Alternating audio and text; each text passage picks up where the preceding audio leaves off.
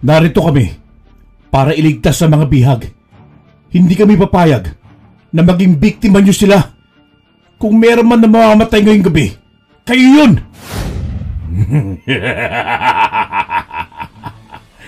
Hindi mo alam kung sino kinakalaban mo, bata! Hindi ba sinabi sa iyo ni Sangki kung gaano kalakas na aswang? Kahit may anting-anting ka pa, hindi yan uubra sa akin! Wala akong pakialam kung malakas ka pa at hindi natatakot sa aming anting-anting. Iisa lang ang pinunta ko rito. Yun ay ang iligtas ang mga bihag ninyo!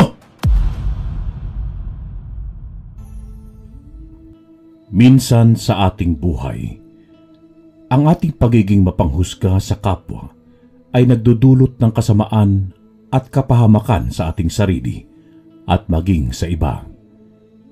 Nakakalimutan natin ang pagmamahal at respeto na dapat nating ibigay sa ating kapwa.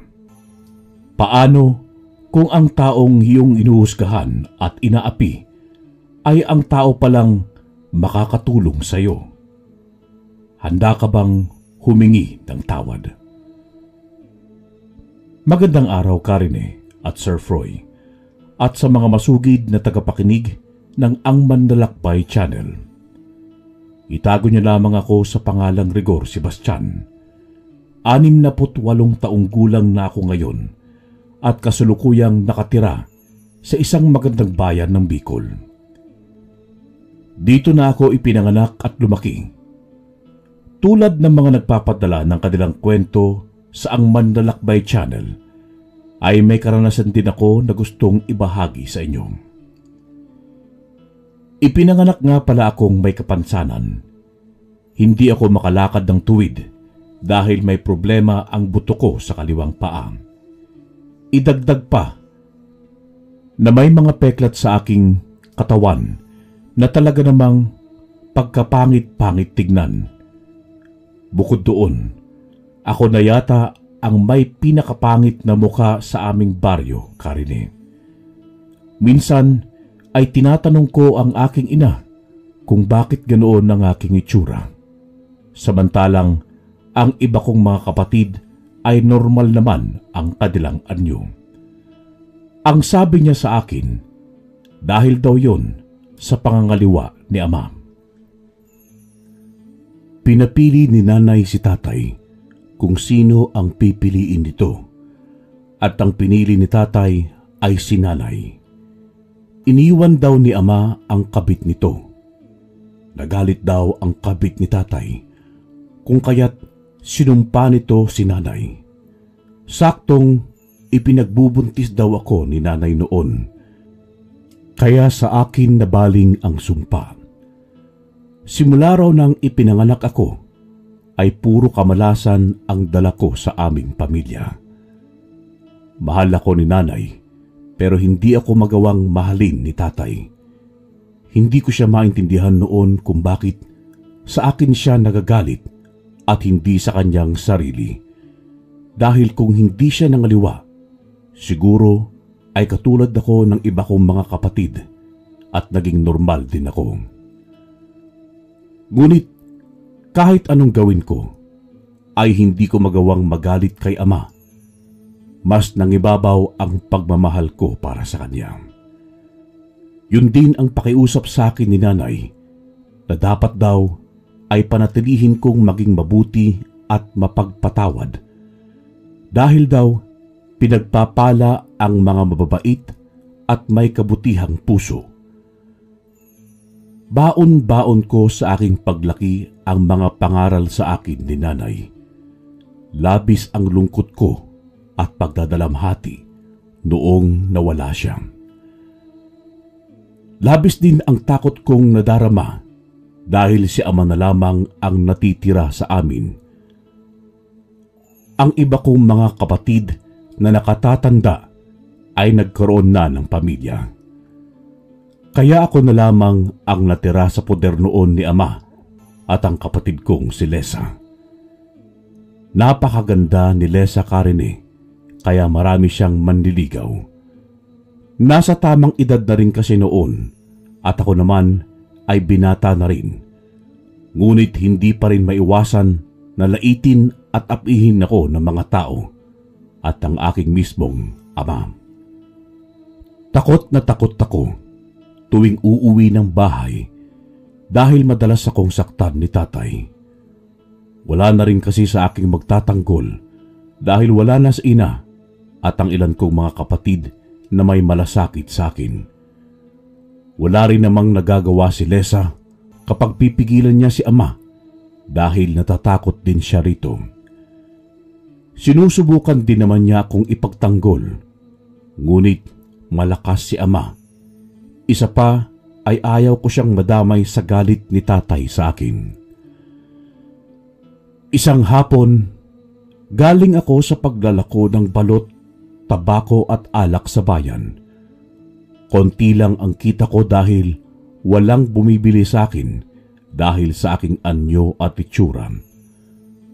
Wala kasi sa araw na yon si Lesa dahil tumungo siya sa aming Kuya Seo para bumisita. Doon na rin siya pinatulog ng mga ito, kung kaya't wala akong katuwang sa pagtitinda. Kung kasama ko siya, ay tiyak na ubos agad ang paninda naming tabako at alak. Nag-aayos ako noon sa likuran ng aming bahay ng mga gamit na gagamitin ko sa paggawa ng tabako. May munting kubo kasi kami roon kung saan doon namin iniimbak ang mga nagawa kong tabako at ang ilang mga alak na binibili ko sa bayan para itinda yon sa mas mataas na presyo. Yun lang din kasi ang naisip kong trabaho dahil wala namang tumatanggap sa akin dahil sa aking anyo at kapansanan ko. Umuwing lasing ng hapon na yon si tatay. Narinig ko siyang hinahanap si Lesa. Nangihingi siya ng pagkain. Ako na ang lumabas para harapin siya at bigyan ng kanyang makakain. Napatigil siya sa pag-upo sa mesa nang makita niya ako. Agad akong yumuko para hindi niya masilayan at matitigan ang pangit kong mukha. Malakas niyang hinampas ang hawak niyang alak sa ibabaw ng mesa. Rinig ko ang paghinga niya ng malalim. Tiningnan niya ang inihain kong pagkain para sa kanya. Tuyo yun sa kapritong itlog na tira lang din namin kaninang umaga. Hindi pa kasi niluluto ang isda na binili ko sa tindahan, kaya't yun na muna ang ibinigay ko kay ama. Pambihirang buhay ito! Napakamalas! Ang malas! Bakit ikaw pa ang natira dito sa bahay na puro lang din kamalasan ang dala mo? Simula nung ipinanganak ka, puro na lang balas ang nadanas ko! Nawalan ako ng trabaho sa pabrika na pinagtatrabahoan ko. Sinubukan ko mamasukan sa iba, pero hindi na ako tinanggap. Nagkaroon din ako ng sakit. Namatay rin ang nanay mo. Nag-asawa na mga kapatid mo na wala man lang na itulog sa akin. Tapos ikaw pa, na pangit na may kapansanan ang natira sa akin. Wala pa pagswerte na darating sa akin. Tapos ipapaulam mo sa akin, tuyo at itlog? Nanginig ang mga kamay ko ng sandaling yon habang pinapakinggan ko ang reklamo ni tatay. Halos araw-araw ay yun na ang naririnig ko at parang isang sirang plaka yun na paulit-ulit kong naririnig. Kinagat ko ang ibaba kong labi para pigilan ang sarili kong maiyak. Hanggat maaari ay pipigilan ko yun dahil oras na marinig ni ama na umiiyak ako, baka mas lalo lamang siyang magalit sa akin. Nanlamig ako sa aking kinatatayuan nang marahas na tinabig ni tatay ang inihain kong pagkain para sa kanya. Nagkalat yun sa ibabaw ng mesa at ang ilang kanin ay nagkalat sa sahig. Ilang sandali pa'y bigla na lamang niya akong sinakal. Nagkasalubong ang paningin naming dalawa. Nannilisik ang kanyang mga mata at kahit pagmamahal at awa, wala akong nakita. Puno ng galit at pighati ang mga mata niyang nakatingin sa akin. Tay, nasasaktan ako. Hindi ako makahinga. Bitawan niyo ako. Dapat sa'yo, mamatay na. Dapat noon pa lang pinatay na kita. Hayop ka! Siguro, kung mawala ka, hindi na ako minalas. Siguro, nakaangat na kami sa buhay. Unti-unting humihigpit ang pagkakasakal sa akin ni Ama. Sinubukan kong magpubiglas para makawala sa kanya, pero mas malakas siya. Payat lang kasi ako noon at halos walang lakas. Kaya kahit na anong laban ko, hindi ko matatalo si Ama. Ilang sandali pa ay nanlaki ang aking mga mata nang suntukin ako ni Ama sa aking sikmura. Pakiramdam ko na mga sandaling yon ay yumanig ang mundo ko para akong nag-aagaw buhay. Napabaluktot ako sa sahig habang hawak-hawak ang aking tiyan. Hindi pa siya nakontento at malakas niya akong sinipa sa aking tagiliran. Paulit-ulit niya akong tinadyakan at sinipa. Sinuntok niya rin ako sa aking muka at buong katawan. Hindi ko na rin maramdaman ang mga suntok at sipa niya dahil mukhang namanhid na ang buo kong katawan. Iyak ako ng iyak habang nagmamakaawa sa kanya. Ngunit tila siya isang bingi na walang naririnig. Wala man lang awa habang ginagawa niya yun sa akin. Ang masakit pa ay ang katotohanan na gusto niya akong mamatay at mawala. Ni hindi ko man lang naramdaman ang pagmamahal niya para sa akin. Noon ko napagtanto na kahit kailan, hindi niya ako itinuring na isang anak, kundi isang malas na tao na dumating sa kanyang buhay. Malas! Malas! Malas! Papatayin kita! Papatayin kita! Dapat ka nang mawala na hayop ka! Hindi na ako makahinga ng mga sandaling yun. Para akong nag-aagaw buhay. Nanlalabo na ang aking paningin at halos habulin ko na ang aking hininga. Subukan na rin ako ng dugo at halos hindi ko na magalaw ang aking buong katawan. Narinig ko ang sigaw ni Lesa na inaawat si tatay. Nakita ko rin si Kuya Seo. Nakita ko pa kung paano nila pigilan si Ama bago ako nawalan ng balay. Nagising na lamang ako noon na nasa aking silid. Rinig ko ang boses ni Kuya Seo at Lesa sa labas. Nag-uusap silang dalawa kung saan nila ako dadalhin para mailayo kay tatay.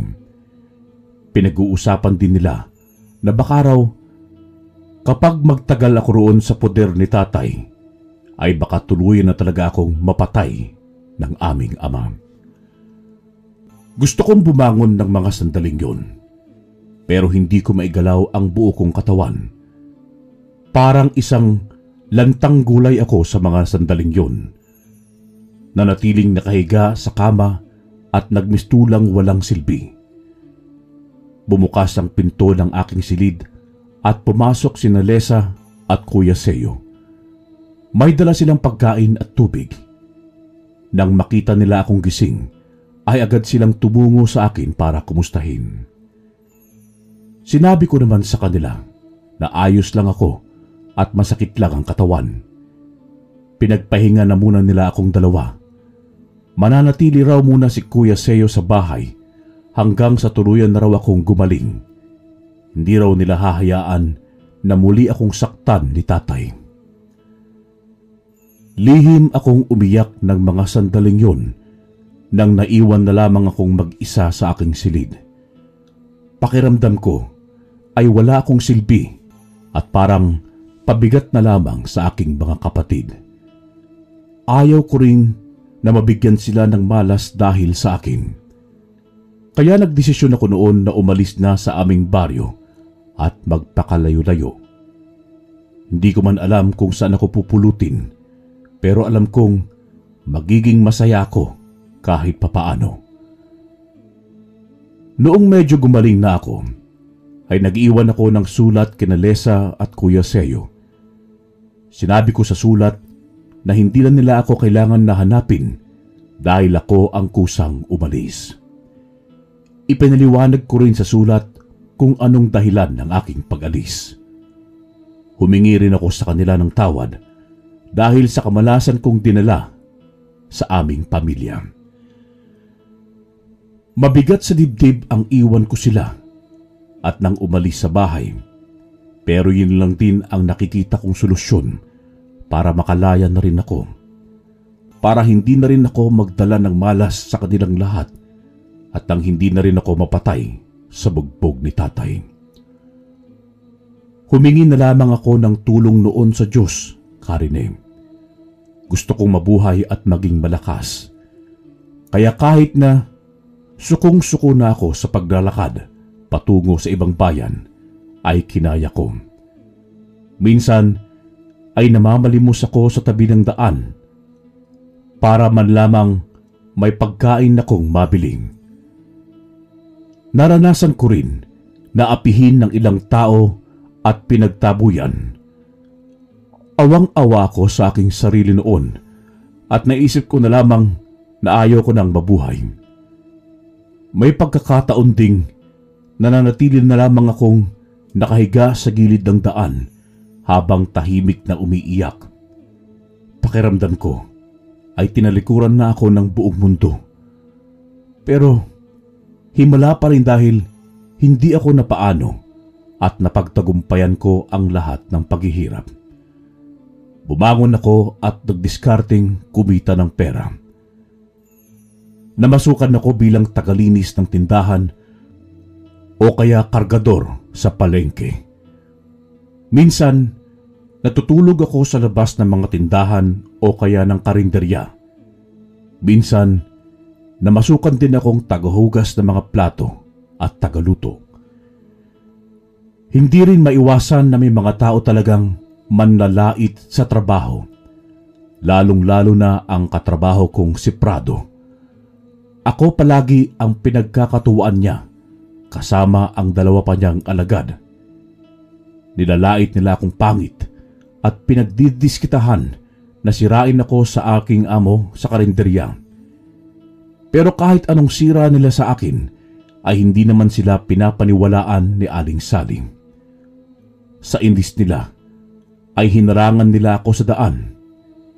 Nagkataon kasi na lumabas ako noon para bumili ng aking hapunan. Nakasara na ang mga karinderya na pinagtatrabahuan namin kaya wala ng tao. Ako na lang din ang natitira kasi mahigpit na bilin sa akin ni Aling Sally na doon na ako matulog sa loob ng kanyang karinderya. Marahil ay naawa siya sa akin kaya't pinagkatiwalaan niya ako. Hoy! Ang yabang mo rin ano? Porkit ba pinagkakatiwalaan ka ni Aling Sally, hindi ka na namin papatusin? Pangit! Wala akong balak na kalabanin kayo, Prado. Hindi ko rin kayo inaano kaya wala kayong dapat na ikagalit sa akin. Yun na nga ang kinayunisan ko eh. Pangit-pangit mo, tapos hindi ka pa makalakad ng tuwid. Pero ang lakas mo pa rin ng pagpapapail mo kay Aling Sally. Akala mo ba, madadaan mo kami sa magmamakaawa mo? Hindi naman ako nagmamakaawa, Prado. Si Aling Sally na mismo nagbigay sa akin ng tiwala. Wala naman akong ginawa para lang makuha ang tiwala niya. Saka, umuwi na kayo. Gabi na at baka mapaano pa kayo sa daan. Nanlilisik ang mga mata ni Prado nang marinig ang naging sagot ko sa kanya. Agad niya akong kinuwelyuhan at sinuntok sa mukha. Tinawag pa niya ang dalawa niyang kasama para hawakan ako sa magkabilang kamay. Hindi siya nagdalawang isip na suntukin ako sa aking sikmura. Sunod-sunod niya akong sinuntok kahit na nagmakaawa na ako sa kanya, natigilan na ako. Pero wala na siya lang pakialam. Noong mamaluktot na ako sa lupa, ay binitawan na ako ng dalawang lalaki. Narinig ko pa silang tumatawa na tatlo bago nila ako iwan sa aking kinahigaan. Iniyak ko na lamang ang lahat na pang-aapi nila sa akin. Hiniling ko rin na sana ay magkaroon ng himala nang mawala na ang pangit kong mukha. Tanaw ko na lamang silang papalayo habang nagtatawanan. Matapos na mangyari yun sa akin, ay umiiwas na ako kay Prado at sa mga kasama niya. Hindi nagtagal ay pinaalis sila ni Aling Sally sa karinderya dahil nalaman niyang nagnanakaw pala si Prado ng benta. Kahit papaano ay pabor yun sa akin dahil hindi na nila ako muling masasaktan pa. Pero hindi ko rin maiwasan ang makaramdam ng awa para sa kanya. Isang hapon noon, habang naguhugas ako ng plato sa likod ng karinderya na aking pinagtatrabahuan, ay natanaw ko ang isang matandang naglalakad. May hawak siyang baston dahil na rin sa katandaan niya, kaya kinakailangan niya ng suporta para makalakad ng maayos. Napangiti ako dahil kahit papaano ay lumalaban siya sa buhay at piniling mabuhay. Kaya masasabi ko pa rin sa aking sarili na mapalad pa rin ako.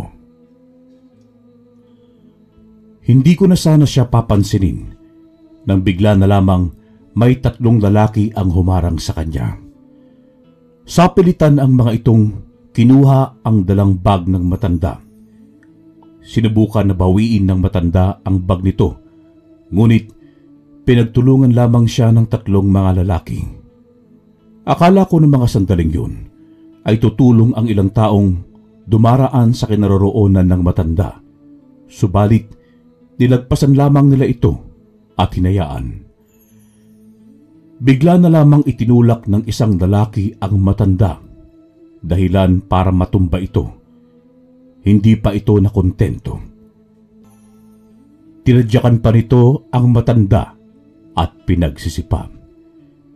Hindi na ako nakatiis sa aking napanood, kung kaya't agad akong tumayo.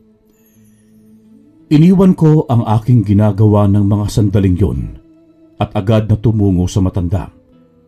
Sinigawan ko ang 3 lalaki para pigilan sila sa pambubugbog. Natakot naman sila at agad na nagtakbuhan. Nagpasalamat ako dahil hindi na mga ito dinala ang bag ng matanda. Tinulungan ko ang matandang tumayo at dinala siya patungo sa karinderya. Humingi ako ng tubig kay Aling Sally at ibinigay yun sa matanda. Tinanong naman niya ako kung ano ang nangyari at sinabi ko naman sa kanya. Hinayaan naman niya ako at tinapik sa aking balikat bago siya bumalik sa loob para asikasuhin ang mga kumakain. Binalikan ko ang matanda at tinanong ang kanyang pangalan. Nagpakilala naman siya bilang si Lolo Inyo. Tinanong ko rin siya kung nakakain ba siya o hindi, at ang naging sagot niya ay hindi pa. Kaya naman humingi ako ng pagkain kay Aling Sally. Ipinangako ko naman kay Aling Sally na babayaran ko siya. Umiling naman siya at sinabing ibigay ko na lang yon kay Lolo Inyo. Tuwang-tuwa naman akong bumaling kay Lolo Inyo at pinakain siya ng mga sandaling yun. Tinanong ko siya kung saan ang kanyang pamilya at ang kanyang sabi ay siya na lamang daw na mag-isa. Hindi na rin daw niya maalala kung saan ang kanyang mga pamilya. Hindi na rin ako nagtanong sa kanya dahil napansin kong medyo wala na siyang maalala dahil sa kanyang katandaan. Nagpaalam ako kay Lolo Inyo para bumalik sa aking trabaho. Sinigurado ko muna kung alam niya kung papaano uuwi bago ako tumungo sa likuran ng karinderya. Nagpasalamat naman sa akin si Lolo Inyo at ngumiti noong nagpaalam siya sa akin. Subalit bago siya umalis, sinabi pa niyang babalikan daw niya ako kinabukasan dahil may ibibigay siya. Agad ko naman siyang tinanggihan at sinabi ko sa kanya na wala akong hinihinging kapalit sa pagtulong ko sa kanya. Pero isang malaking ngiti lamang ang iginanti niya sa akin bago siya umalis.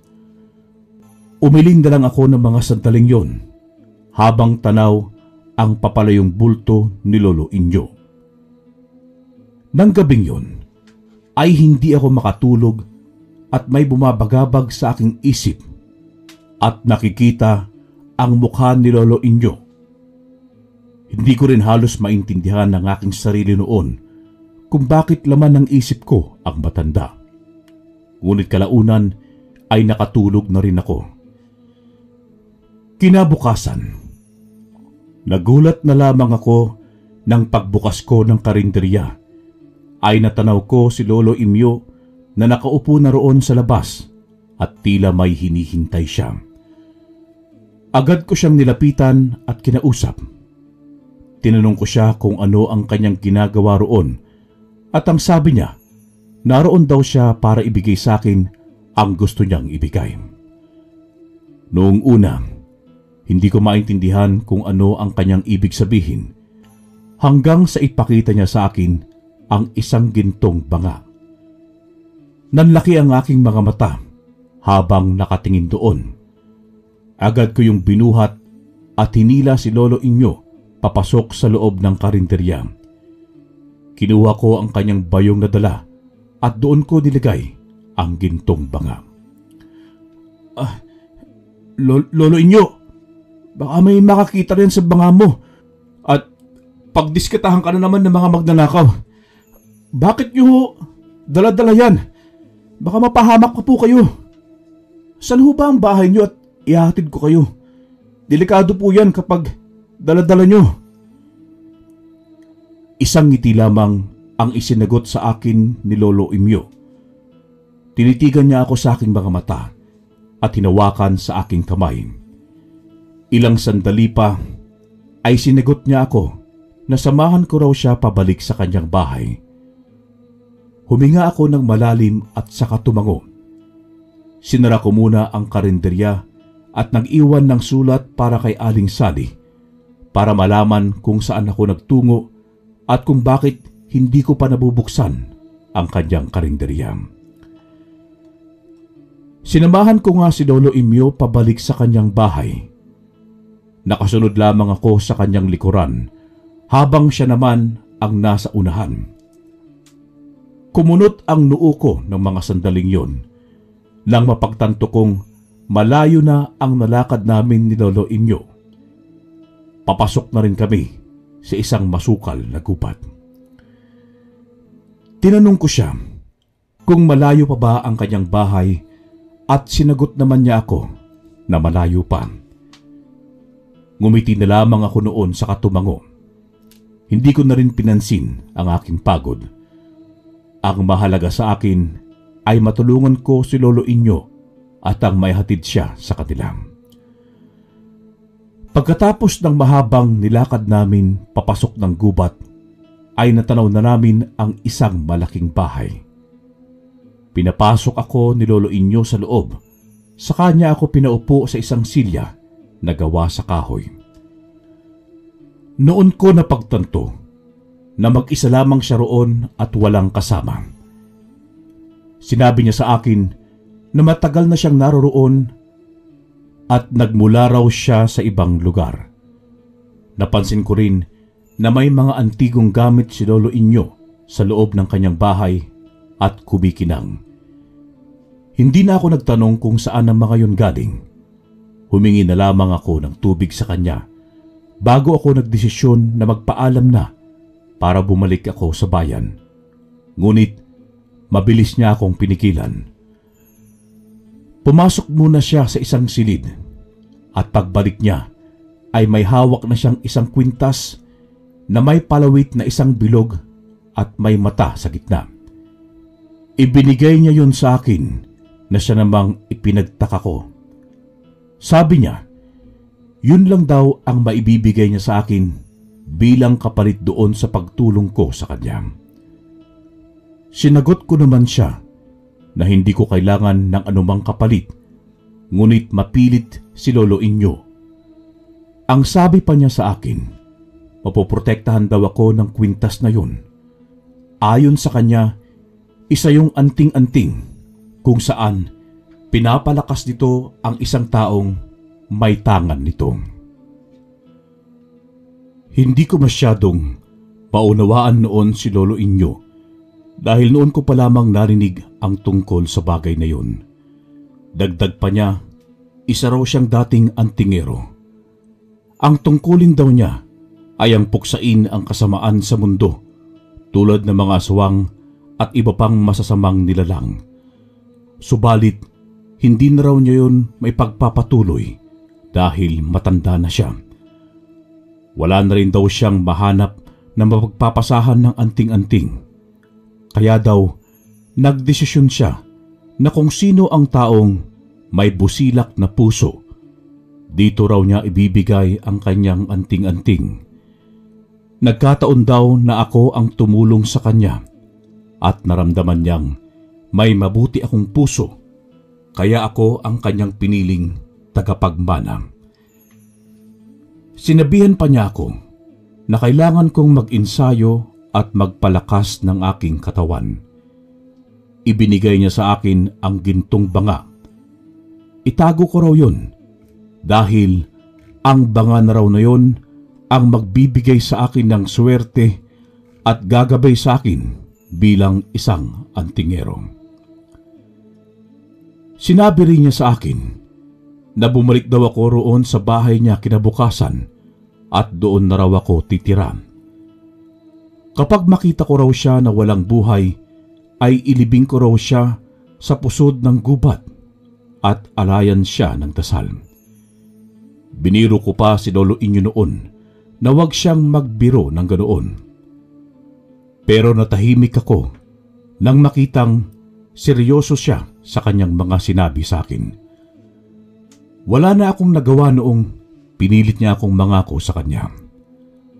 Akala ko noon ay nababaliw lamang si Lolo Inyo dahil sa kanyang mga sinabi sa akin na hindi ko maunawaan. Pero noong nagkatotoo nga kinabukasan ang kanyang sinabi, ay naniwala ako sa kanya. Naabutan ko na lamang noon si Lolo Inyo sa sala ng kanyang bahay na wala ng malay. Ilang beses ko siyang sinubukan na gisingin, pero hindi na siya nagising pa. Sinunod ko ang kanyang bilin. Inilibing ko siya sa pinakapusod ng gubat, saka dinasalan. Pagkatapos noon ay nagpaalam ako kay Lolo Inyo para bumalik sa kanyang bahay. Akma ko na sanang isasara ang pinto para umalis at bumalik sa aking trabaho nang marinig kong may nabasag. Noong buksan ko ang pinto at silipin sa loob, ay wala naman akong nakita at akma ko na sanang isasara yon nang bigla na lamang may sumitsit sa akin. Kumunot ang noo ko sa pagtataka. Biglang nagtayuan ang mga balahibo ko sa buong katawan at nanlamig. Sinubukan kong sumigaw nang may tumawag sa pangalan ko na parang isang boses ng maliit na tao. Matinis yun, pero malaki. Sinabihan niya akong pumasok daw sa loob para mag-usap kaming dalawa. Nanginginig ang paa ko noong humakbang papasok sa loob ng bahay ni Lolo Inyo. Inilibot ko ang aking paningin sa loob ng bahay para hanapin kung saan nanggaling ang maliit na boses ng isang lalaki. Hanggang sa sinabi nito na tumingin raw ako sa likuran kung nasaan ang gintong banga ni Lolo Inyo. Unti-unti ay lumingon ako. Hinanap ko agad ang gintong banga at ganoon na lamang ang pagdilat ng aking mga mata nang makita ang isang maliit na nilalang doon. Nakapatong ito sa bunganga mismo ng banga. Habang nakatingin ang nanlilisik niyang mapupulang mga mata sa akin. Kasing laki niya ang aking talampakan sa kanang paa. Doon ko napagtanto na totoo nga ang duwende. Ngumiti sa akin ng duwende at nagpakilala siya sa akin bilang si Doming. Doon daw siya nagtatago sa gintong banga ni Lolo Inyo. Siya raw ang gabay nito simula noon pa man. Kapag tatanggapin ko raw ang tungkuling ipinasa sa akin ni Lolo Inyo, ay tutulungan niya akong makaahon sa buhay. Umiling ako sa duwende dahil sa sobrang takot ng mga sandaling yun, ni hindi ko nga magawang magsalita dahil nanginginig maging ang aking mga labi. Sabi pa niya, tutulungan daw niya akong mag-ensayo at kung paano gamitin ang anting-anting. Hindi ko na raw pwedeng talikuran ang tungkulin na ibinigay sa akin ni Lolo Inyo. Ipaniliwanag niya sa akin kung ano ang isang antingero. Ang antingero daw ay nagtataglay ng isang anting-anting o mutya na may kakayahan para protektahan ang may nagmamay-ari nito mula sa mga kalaban. Pinapalakas daw nito ang katawan ng may-ari at kahit na anong patalim ay hindi matatablan. May kakaiba rin daw na lakas sa suntok at sipa ang may-ari oras na makaharap nito ang kalaban na aswang o masamang tao. Gusto kong paniwalaan ang sinasabi ng duwende na si Doming, pero hindi pa rin talaga matanggap ng aking sarili ang lahat. Ngunit hindi sumuko si Doming sa akin. Ipaniliwanag niya sa akin ang lahat ng kanyang nalalaman. Hindi niya rin ako tinigilan na sundan, kaya't kung saan ako naroroon, bigla na lamang lilitaw ang gintong banga. Isang araw ay dinala ko ang gintong banga papunta sa dating bahay ni Lolo Inyo para doon ko makausap ng masinsinan si Doming. Sinabi niya sa akin na hindi niya raw ako titigilan hanggat hindi ko tinatanggap ang tungkulin. Kung hindi raw ako kikilos agad, marami daw na mamamatay na mga tao dahil sa mga aswang na gumagala sa buong bayan tuwing gabi.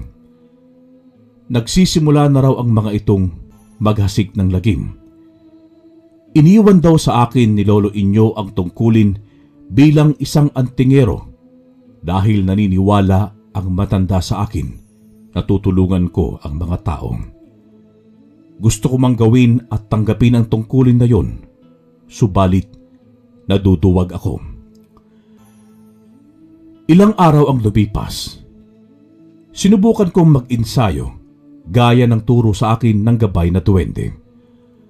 Araw-araw akong nagpapalakas ng aking katawan at nag-iensayo sa pakikipaglaban. Noong natapos na ako at pinahinto ni Doming, naupo ako sa balkonahe para magpahinga. Kumunot ang aking noo nang may matanaw akong isang lalaking patungo sa bahay ni Lolo Inyo kung saan ako naroroon. Sinabi sa akin ni Doming na ang paparating ay isa ring antingero. Isa rin daw ito sa makakasama ko sa aking tungkulin para tulungan ako. Ito raw si Santi, ang isa sa malakas ding antingero na kilala raw ni Lolo Inyo. Pagdating niya sa bakuran, ay agad siyang ngumiti sa akin, saka kumaway. Magandang araw sa iyo, Rigor! Nabalitaan kong kailangan mo ng tulong. Narito ako para tulungan ka.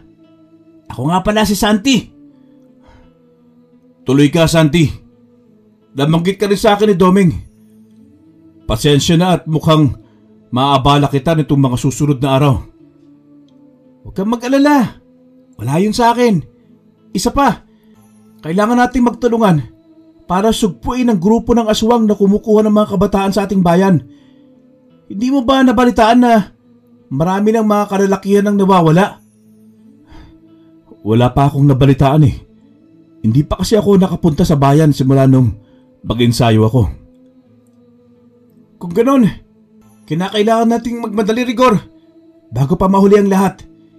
Kinakailangan nating hanapin ang grupo ng aswang na si Renan. Isa siya sa malakas na aswang na gabunan. Hinding-hindi siya basta matatalo. Siya ang mahigpit na kalaban ni Lolo Inyo na hindi mapatay-patay. Sa mga sandaling yun, matapos kong marinig ang sinabi ni Santi, ay bigla akong kinabahan. Hindi pa ako nakakakita ng aswang sa edad kong yun. Nakakarinig naman ako ng mga kwento-kwento, pero hindi ko pa ang mga ito nakikita ng dalawa kong mga mata. At kapag oras na makita ko ang aswang, paniguradong lalamunin ako ng kaba at takot. Tumawa bigla si Santi nang mapansin niya ang pamumutla ko at pagtahimik. Tinapik niya ako sa aking balikat at saka inakbayan. Sa una lang nakakatakot ng aswang. Pero kapag nasanay ka na, magiging matapang ka na rin. Ganon din ako nung una. Pero dahil sa tulong ng aking anting-anting, mas lalo akong lumakas.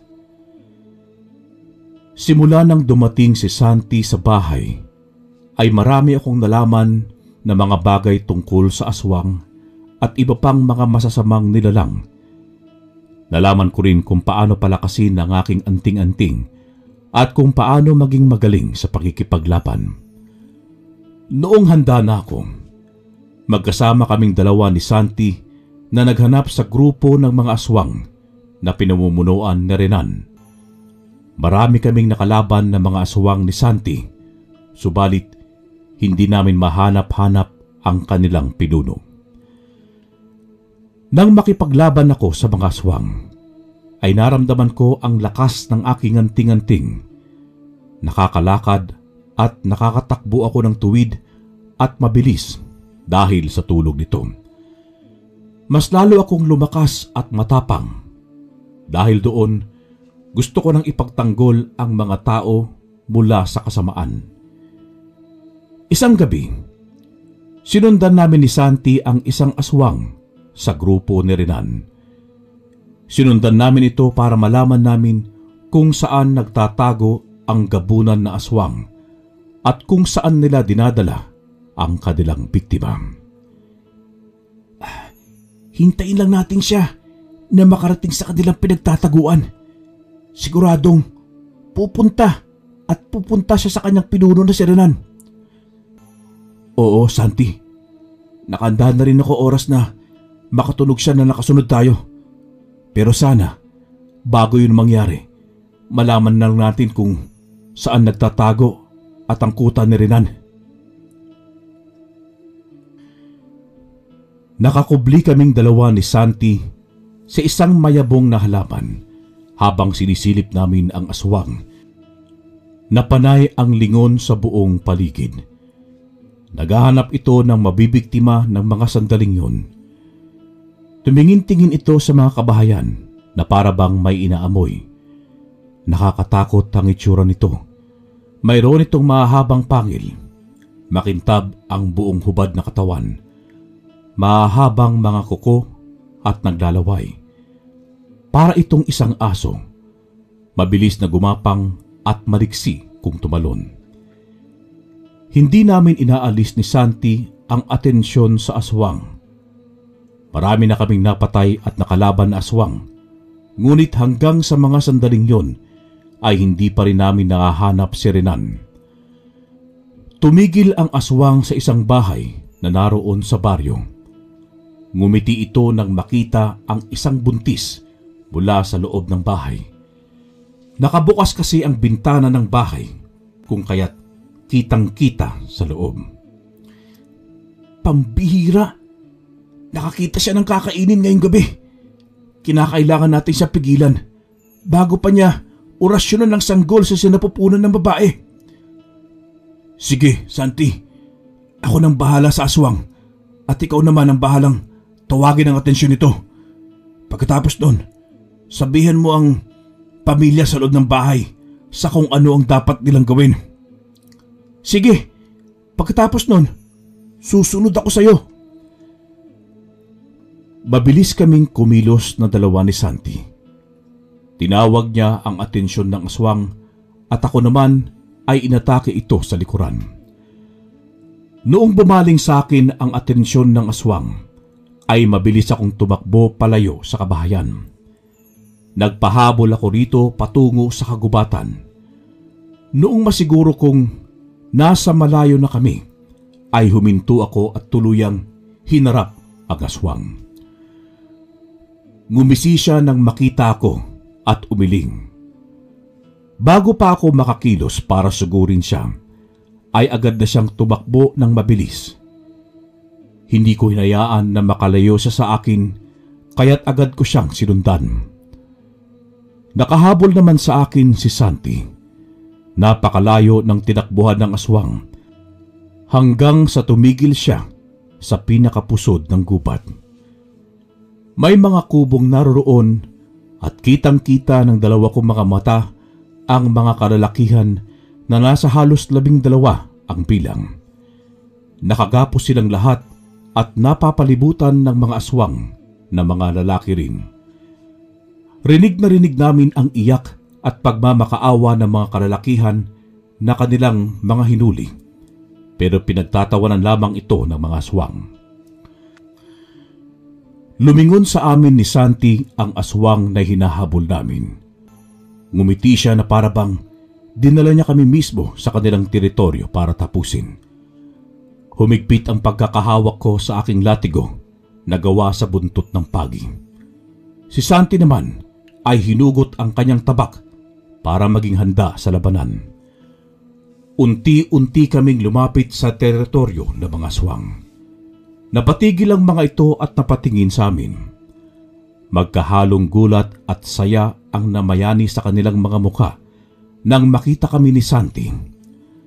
Ang lalaking sinundan namin kanina ay kumapit sa isang lalaking mukhang nasa edad 50. Nang tuluyan niya kaming harapin, ay nagulat si Santi nang makita ito.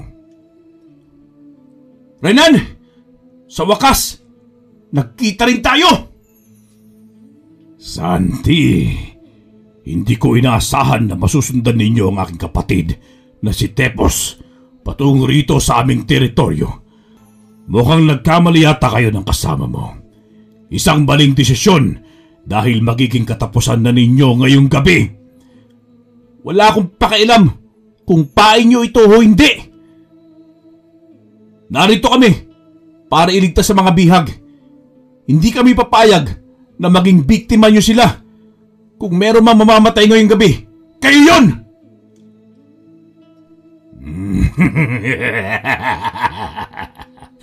Hindi mo alam kung sinong kinakalaban mo, bata!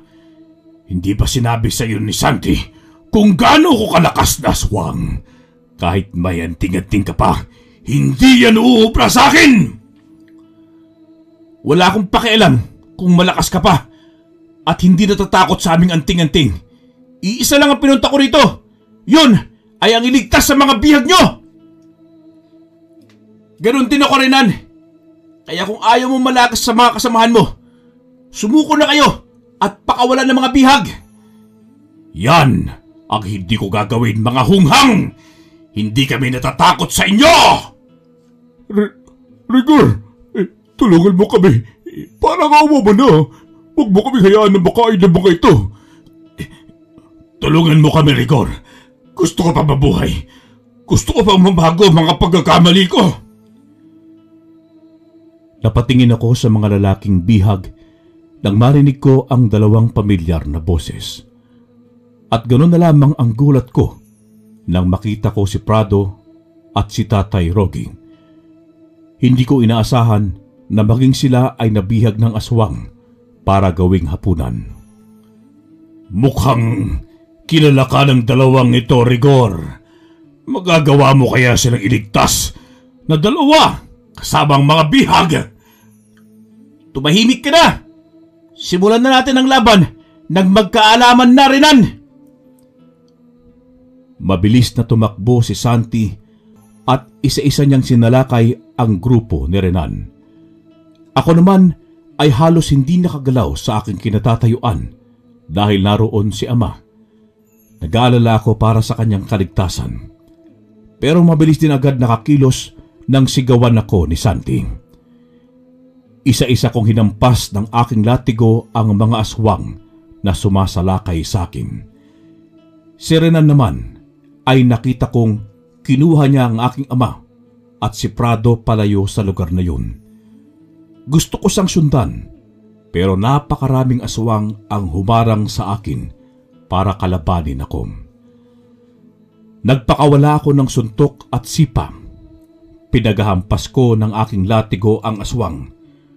Noong hindi pa sila namamatay, hinugot ko ang aking punyal sa baywang at pinagsasaksak sila sa kanilang puso.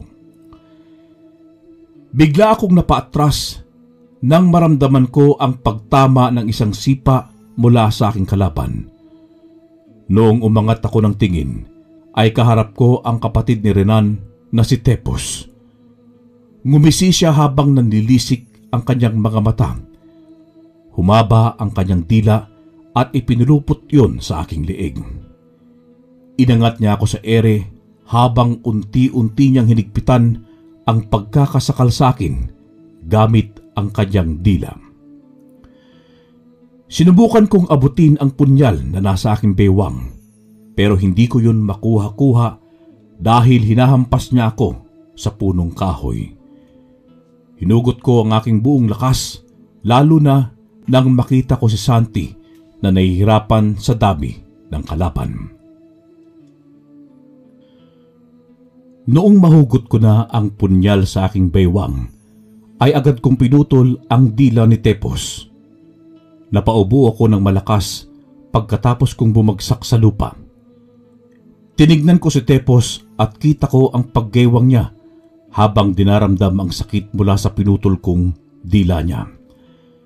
Lumapit ako sa kanya at walang pag-aalinlangan na itinarak ko ang punyal sa kanyang dibdib. Hindi lang isa, kundi 3 beses ko siyang sinaksak.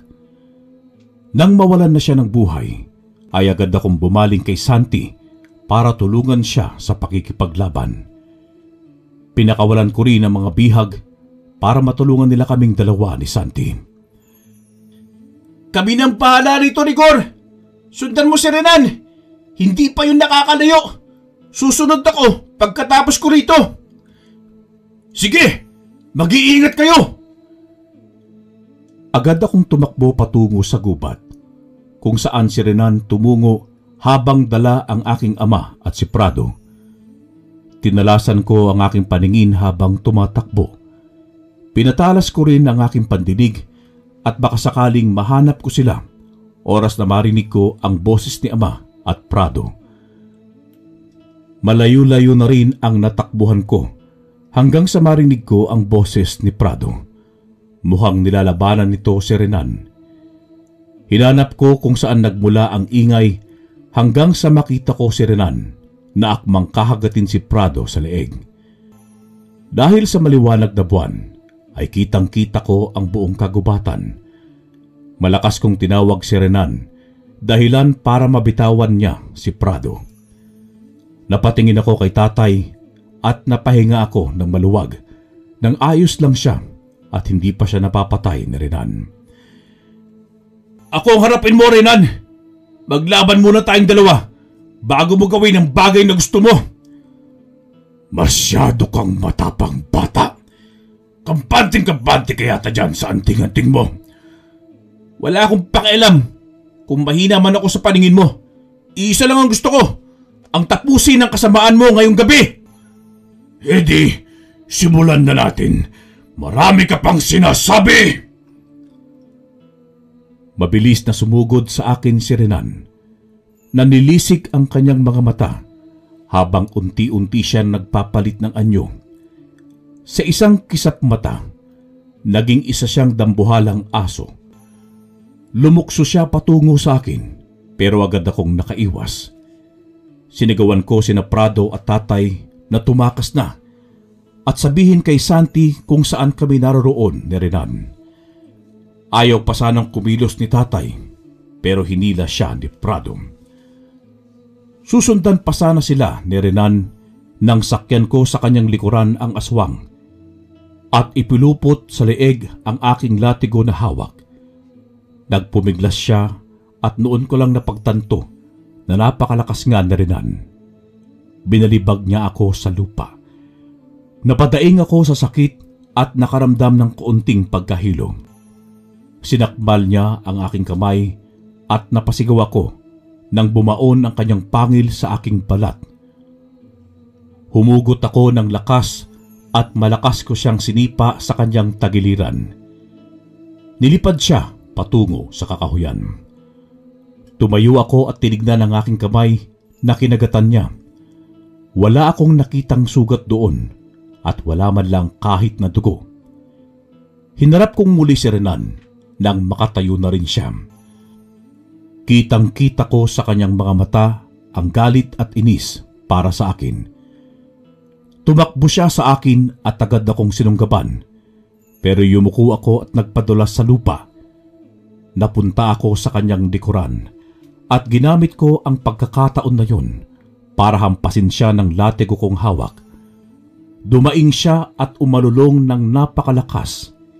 Hindi ako tumigil sa paghampas sa kanya. Nanginig ang kanyang katawan at unti-unti siyang bumalik sa pagiging anyong tao. Noon ay dumating na rin si Santi. Hindi siya makapaniwala sa kanyang naabutan bago siya tumingin sa akin. Hindi pa ako tapos! Hindi pa! Sumuko ka na, Renan! Magbagong buhay ka na! Hindi pa huli ang lahat! Mas pipiliin kong mamatay sa pakikipaglaban sa inyo kaysa magbago! Wala sa plano ko ang sumuko! Umalingaw-ngaw ang alulong ni Renan sa buong kupad. Narinig namin ni Santi ang pagkasira ng kanyang balat at pagkabali ng kanyang buto. Kasunod nun ay ang nakakatakot at nakakabinging matinis niyang tunog na pinakawalan. Napatakip kaming dalawa ni Santi sa aming tenga dahil napakasakit sa tenga ang nililikhang ingay ni Renan.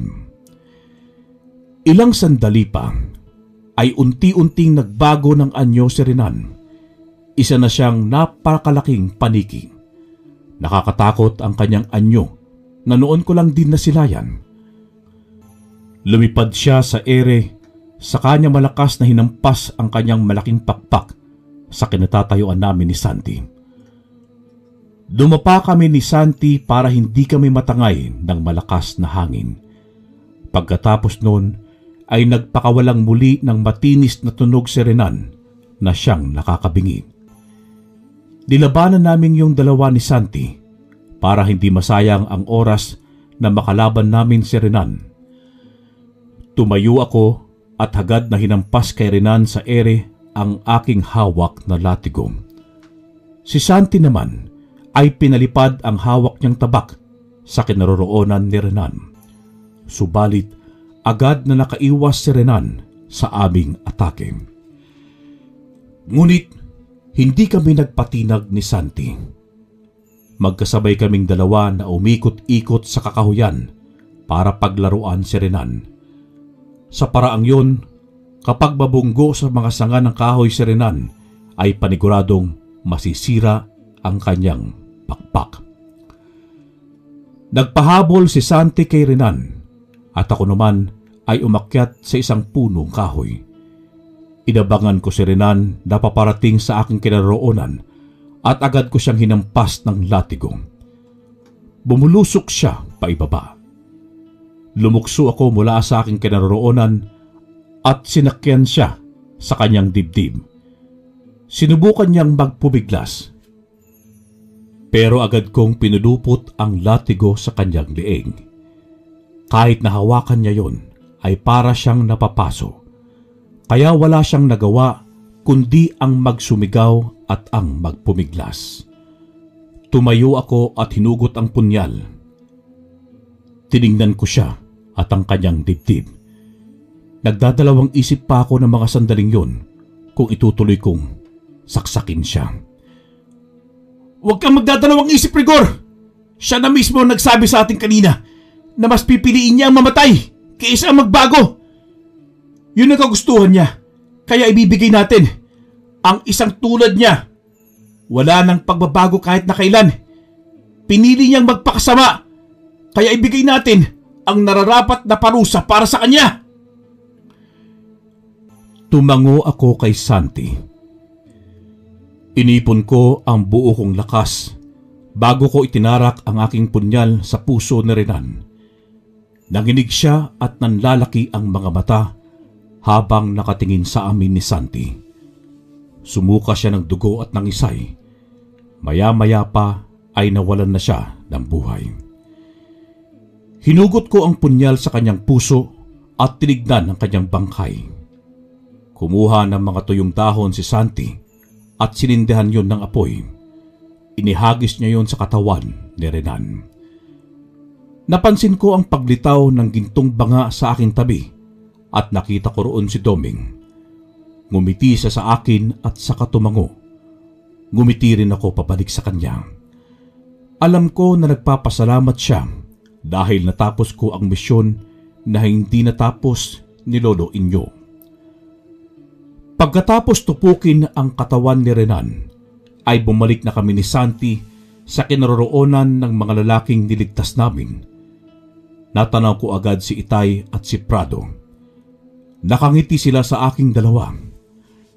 Lumapit sa akin si Prado at agad na lumuhod sa aking harapan. Sa gulat ko ay hindi ako nakakilos. Paulit-ulit siyang humingi sa akin ng tawad sa mga ginawa niyang panghuhusga at pang-aapi sa akin noon. Nagpasalamat din siya sa amin ni Santi sa pagligtas namin sa kanila. Pinatayo ko naman siya saka tinapik sa kanyang balikat. Sa sobrang tuwa niya nang sabihin kong pinapatawad ko na siya. Si tatay naman ay umiiyak na humakbang palapit sa akin. Hinawakan niya ako sa aking kamay habang nakatitig sa aking mga mata at bigla na lamang niya akong niyakap at rinig na rinig ko ang paghagulgol niya ng malakas habang paulit-ulit niyang sinasabi sa akin ang salitang patawad. Hindi ko na rin napigilan ng aking sarili na maiyak ng mga sandaling yun. Noon ko lamang naramdaman ang paggaan ng aking pakiramdam at ang pagkawala ng mabigat na bagay na nakadagan sa aking dibdib. Patawarin mo ako, anak. Tawad sa mga ginawa ko sa iyo. Pumalik ka na sa bahay. Maraming salamat, anak. Pinapatawad ko na kayo, tay. Nalaman ko kay tatay na nasa trabahong construction daw siya at nagtatrabaho sa bayan.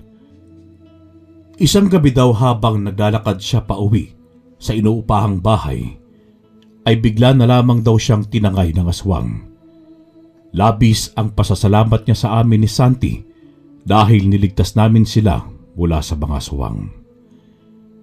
Simula noong nagkapatawaran kami ni tatay, ay naging mabuti na ang relasyon namin sa isa't isa. Nakasama ko na rin ang aking mga kapatid at hindi sila makapaniwala na isa na akong antingero. Sa pag-uwi ko ay dala-dala ko pa rin ang gintong banga kasama ang duwende na si Doming na bigay sa akin ni Lolo Inyo. Noon ay naging swerte na ang buhay ko. Nakaahon kami kahit papaano sa hirap at nagkaroon ng malawak na palayan sa aming baryo. Gaya ng ipinangako sa akin ni Doming, binigyan niya ako ng swerte at masarap sa pakiramdam na hindi na ako isang malas at kahit papaano ay nakakatulong na rin ako sa ibang tao para labanan ang kasamaan sa mundo. Wakas.